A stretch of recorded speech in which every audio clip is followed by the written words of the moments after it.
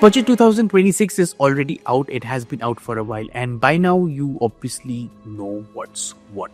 This year's theme can be understood in a very simple way. The government wanted to incentivize local manufacturing, among other things, of course. A few highlights of this budget include the fiscal deficit being kept at 4.3% of the GDP, by the way. So, even if you calculate 4.3% of roughly a $4 trillion economy, that amounts to approximately somewhere around 180 billion US dollars, which is quite a lot. Speaking of GDP, it aims for a GDP growth of about 7%. The total capex allocated for this year is rupees 12.2 lakh crore. The focus has been clearly laid out. The focus will be on infrastructure, clean energy, domestic manufacturing, semiconductors, artificial intelligence, and digital public infrastructure. A special emphasis has been put on green energy, especially solar energy. Also, shout out to the government for finally taking action in creating special rare earth corridors in the country. In this video, I want to focus on how this budget impacts the country as far as tech is concerned. Tech, as you all know, is not an option anymore. It is a must-have. We as a country need to develop our technology, need to build an ecosystem around the latest technology, aka semiconductors, AI, data centers, all that, to be able to keep up with the global pace. This budget includes several key measures aimed at accelerating growth in the electronics, information technology, and artificial intelligence ecosystem. The Union Minister of Electronics and Information Technology, Railways and Information and Broadcasting, Ashwini Vaishnav, said while addressing the media. Highlighting the focus on digital infrastructure, Ashwini Vaishnav said that data centers, particularly AI data centers, play a critical role in the infrastructure layer of the AI architecture in the country. He noted that investments of around 70 billion US dollars are already underway in India, with announcements of investments of around 90 billion US dollars. This budget has also proposed a tax holiday till 2047 for foreign companies providing cloud services to customers globally using data center services from India. Such companies will provide services to Indian customers through an Indian reseller entity. A safe harbor of 15% on cost has also been proposed, where the data center service provider in India is a related entity. The long-term policy framework for data centers up to 2047 positions India among the leading global destinations for AI and cloud infrastructure. That is what Minister Vaishnav said. The exemption is likely to catalyze over 70 billion US dollars in data center investments by 2035. Ashwini Vaishnav said that the budget has announced the launch of India Semiconductor Mission 2.0, building upon the strong foundation created under ISM 1, which established a completely new and foundational semiconductor industry in India. ISM 2 will focus on designing and manufacturing semiconductor equipment in India, manufacturing of materials used in semiconductor production, creation of a large design ecosystem, and further strengthening of talent development initiatives. A provision of rupees 1,000 crore has been made for ISM 2.0 for fiscal 26-27.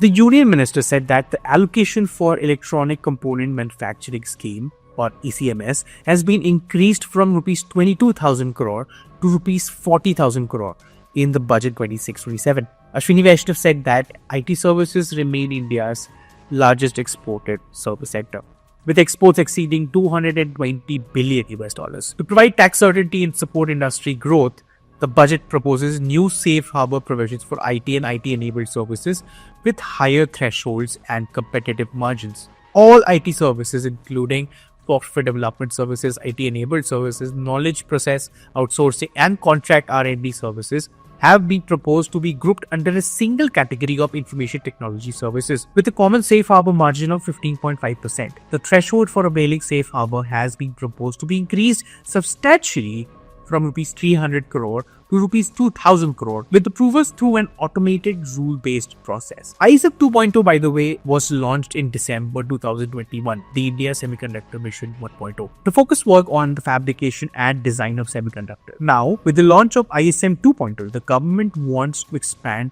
the scope to producing semiconductor equipment and materials, building Indian IP in the industry. and creating an industry-led research and training ecosystem for skilled manpower. Alongside this, the government proposes to sharply scale up electronics manufacturing incentives.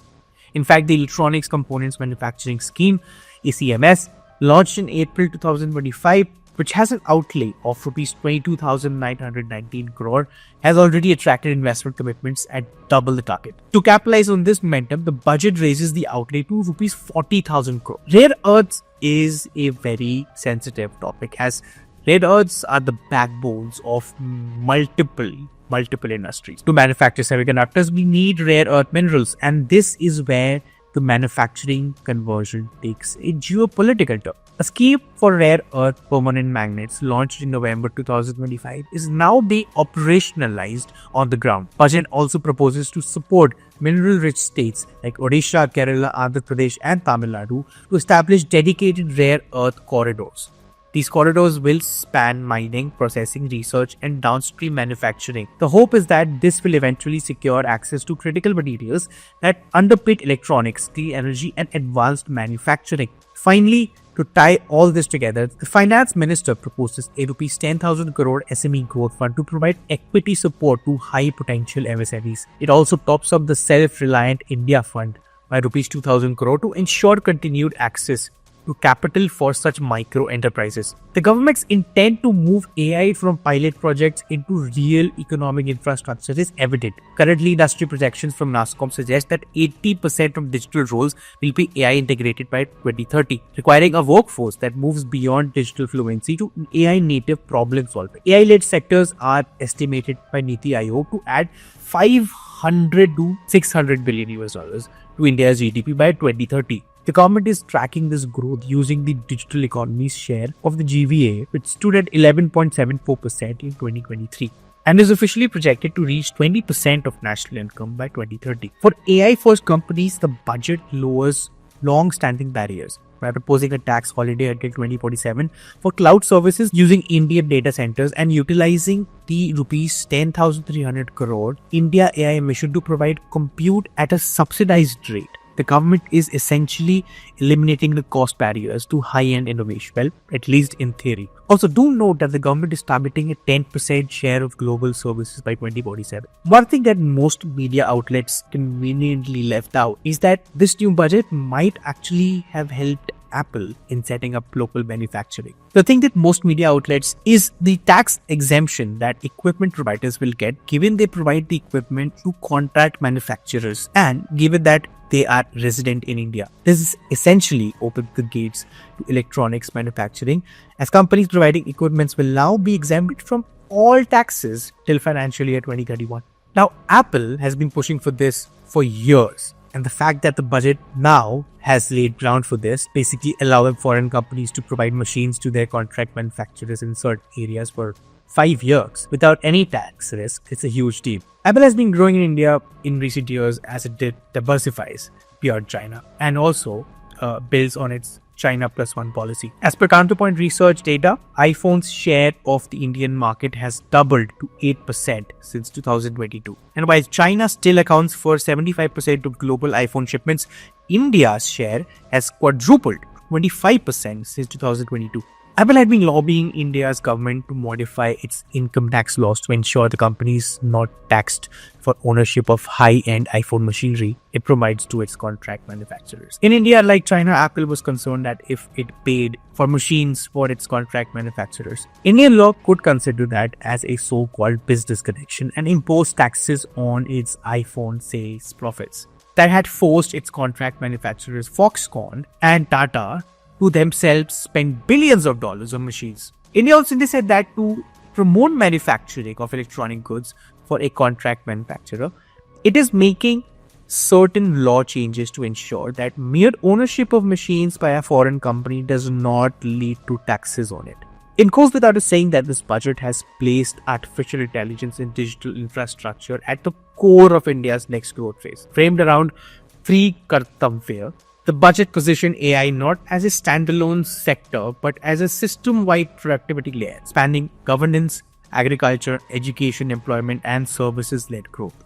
From incentives for large-scale data center investments and cloud infrastructure to AI-led platforms like Bharat Vistar in agriculture and a renewed push to embed AI into skilling and employment pathways, the budget signaled a shift from experimentation to institutionalization, if you will.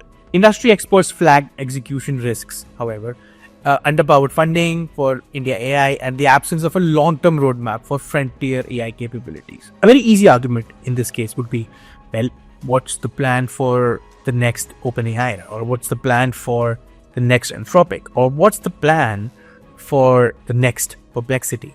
Is India doing anything to be the next one of these things? Do follow BWTV Prime and BW Business World. My name is Deep, and I'll see you next time.